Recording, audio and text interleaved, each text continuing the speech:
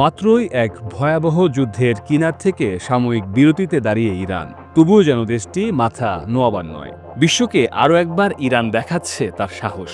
আর তাই হয়তো ইরান জানালো এক সাফ কথা, যুক্তরাষ্ট্রের সঙ্গে কোনো আলোচনা করার পরিকল্পনা নেই ইরানের। দেশটির পররাষ্ট্র মন্ত্রণালয় জানিয়েছে এ তথ্য। ২১ জুলাই এক সংবাদ সম্মেলনে ইরানের পররাষ্ট্র মন্ত্রণালয়ের মুখপাত্র ইসমাইল বাকাইকে যুক্তরাষ্ট্রের প্রেসিডেন্টের আলোচনার সম্ভাবনা নিয়ে করা প্রশ্নের জবাবে একথা বলেন তিনি।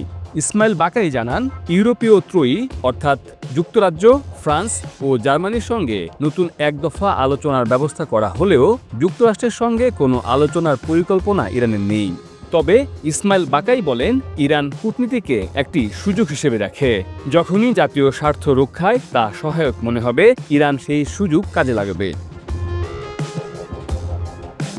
ইসমাইল বাকাই জানান, ইউরোপীয় ত্রয়ীর সঙ্গে ইরানের পরবর্তী দফার আলোচনা আগামী ২৫ জুলাই তুরস্কের ইস্তাম্বুলে অনুষ্ঠিত হবে।